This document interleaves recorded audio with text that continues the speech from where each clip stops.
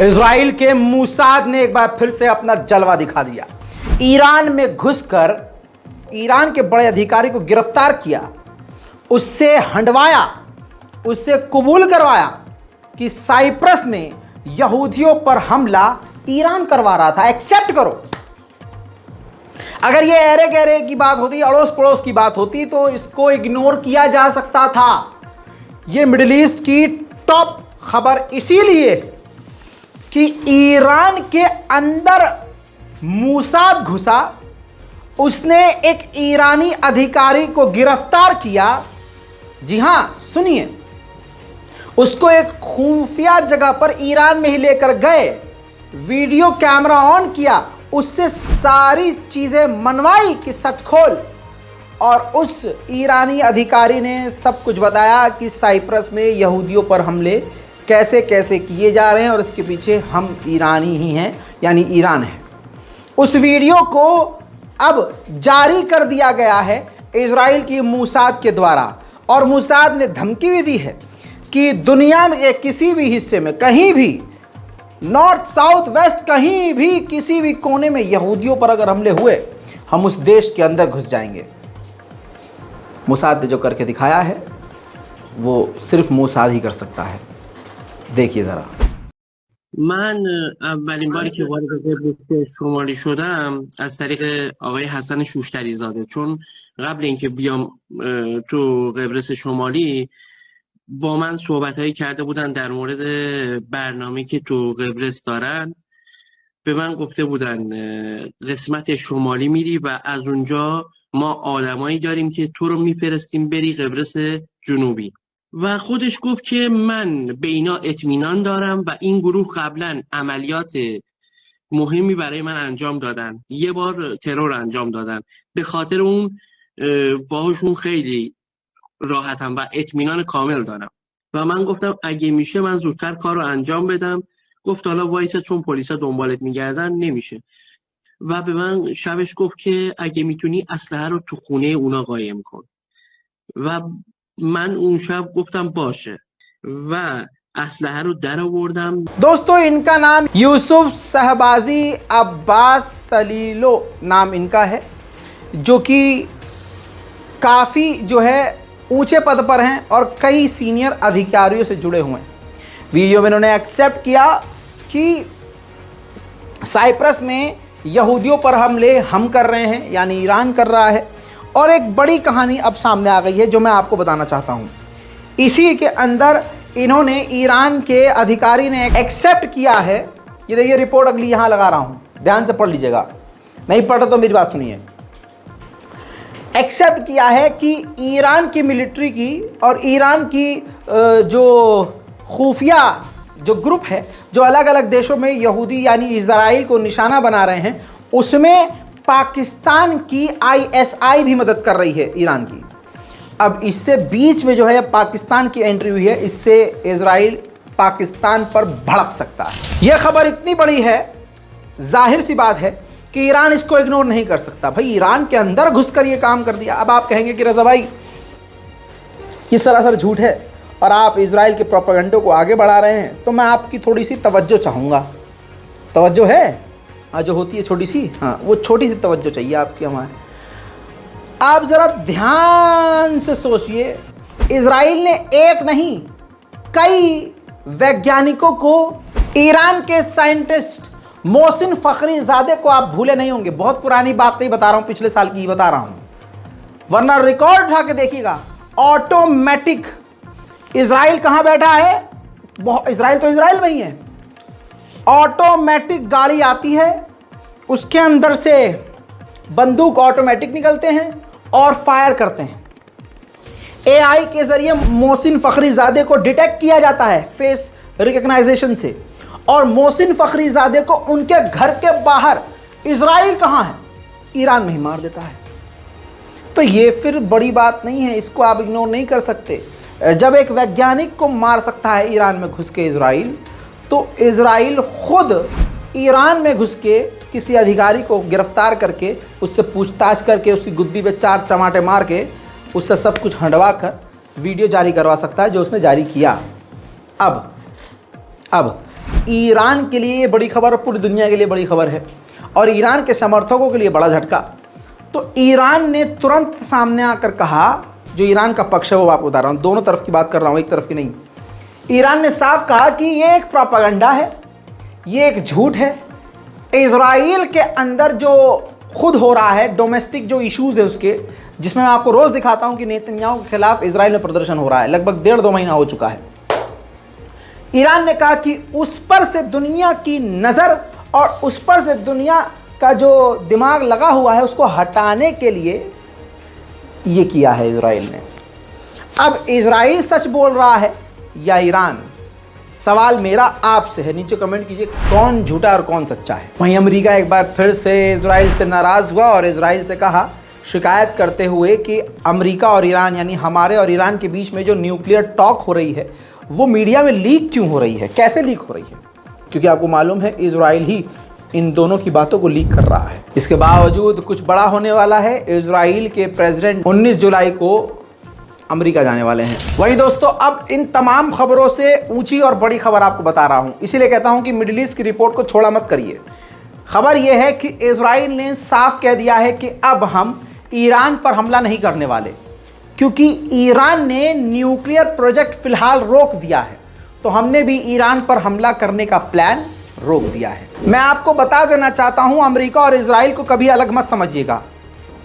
असल में इजराइल के दर्द पर ज्यादा अमेरिका तड़पता है।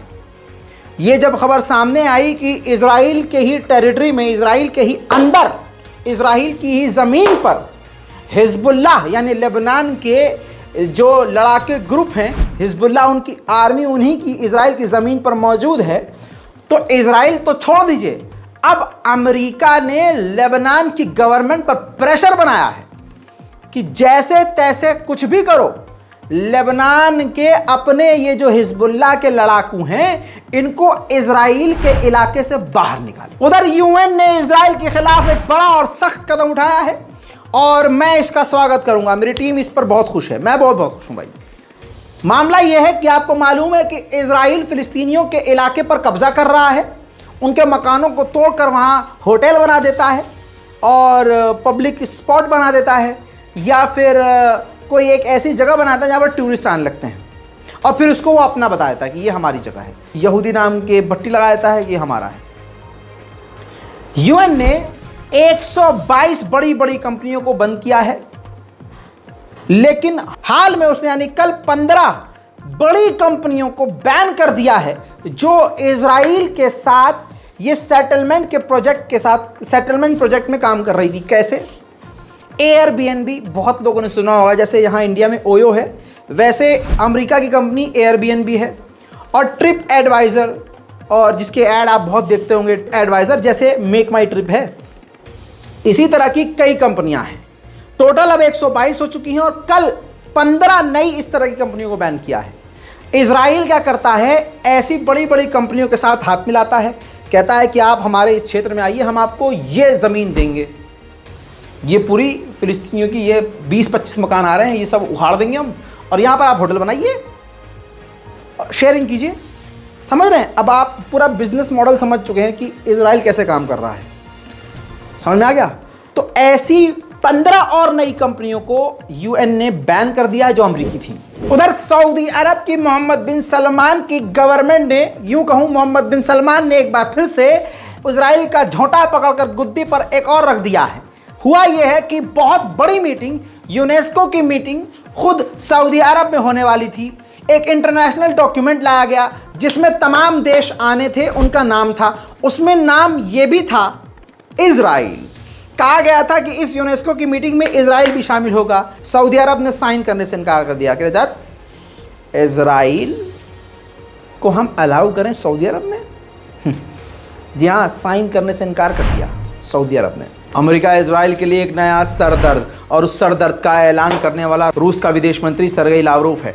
सर्गेई लावरोव ने ऐलान किया है कि अगले हफ्ते चीन के सबसे बड़े संगठन SCO में ईरान शामिल हो जाएगा। संघाई कॉरपोरेशन ऑर्गेनाइजेशन में ईरान अगले हफ्ते शामिल हो रहा है। वहीं आपको पता है स्वीडन में कुरान पाक को जलाया गया। स्वीडन की गवर्नमेंट ने कुरान को जलाना अलाउ किया हुआ है। इस पर तुर्की सबसे पहले भड़का था, लेकिन मोरक्को ने बड़ा कदम उठाया। मोरक्को ने अपने राजदूत को, एम्बेसडर को स्वीडन से वापस बुला लिया है। उधर इराक में स्वीडन की एम्बेसी पर इराक के शेरों ने हमला बोल दिया, जिसके बाद स्वीडन के जो आतंकी एम्बेसडर थे वो एम्बेसी छोड़कर हुलिया बदल के फरार हो गए। उधर सऊदी अरब के साथ साथ जो OIC है उसने भी पूरी तरह से स्वीडन की निंदा करी, नाराजगी जताई। साथ में तालिबान ने भी, यानी अफगानिस्तान की सरकार तालिबान ने भी स्वीडन से इतनी सख्त नाराजगी जताई है कि स्वीडन का झंडा लगाया और उस पर तोप दाग दी है। सबसे कड़ा विरोध तालिबान ने अब तक दिखाया है।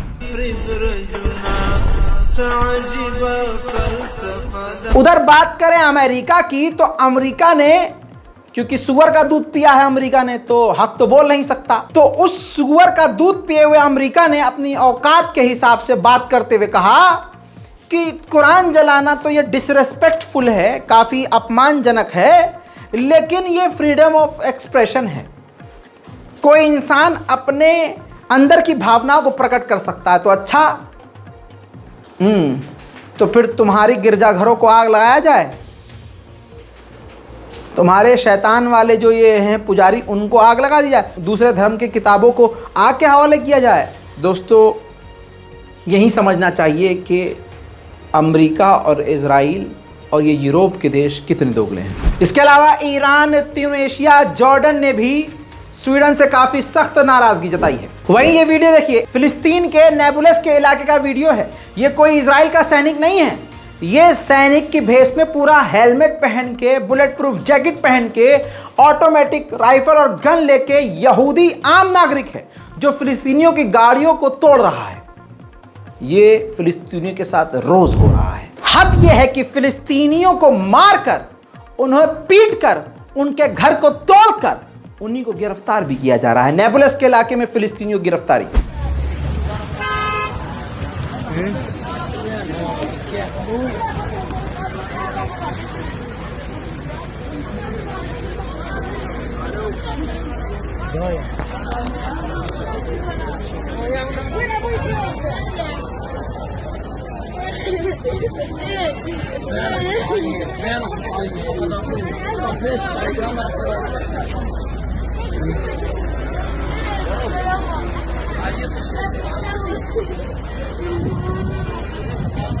दोस्तों, ये देखने के बाद भी अगर आपका दिल नहीं फट रहा तो आप इंसान नहीं हैं।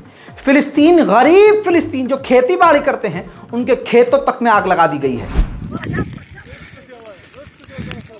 इजराइल का जुल्म इतना बढ़ गया है कि ऑस्ट्रेलिया, कनाडा और ब्रिटेन के विदेश मंत्रियों ने बयान जारी किया है कि वेस्ट बैंक में जो यहूदी और इजराइल की गवर्नमेंट सेटलमेंट कर रही है, गिरफ्तारियां कर रही है और हमले कर रही है, इससे हालात खराब हो रहे हैं। और इजराइल की गवर्नमेंट ने जो सेटलमेंट का ऐलान किया है, इससे टकराव की स्थिति बढ़ जाएगी, हालात बेकार हो जाएंगे। बात करें फिटनेस की, तो दोस्तों एक और है किसी देश का राष्ट्रपति, उस देश का नाम है तुर्की और उसके राष्ट्रपति का नाम है रजब तैयब एर्दोगान। उम्र है 68 साल, 2 साल कम 70 साल। इस उम्र और इस बुढ़ापे में जब आप हिलने लगते हैं, ऐसे में ये व्यक्ति फुटबॉल खेल रहा है।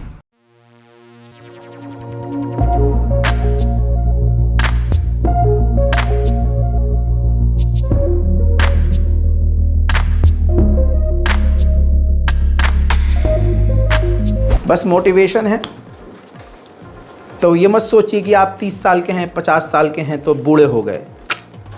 जज्बा होना चाहिए, बहुत कुछ कर सकते हैं। मिडिल ईस्ट की स्पेशल रिपोर्ट में आज के लिए, अभी के लिए इतना ही। इस रिपोर्ट को शेयर कीजिए, दुआओं में याद रखिए। मैं हूं रज़ा और आप देख रहे थे रज़ाग्राफी। जय हिंद।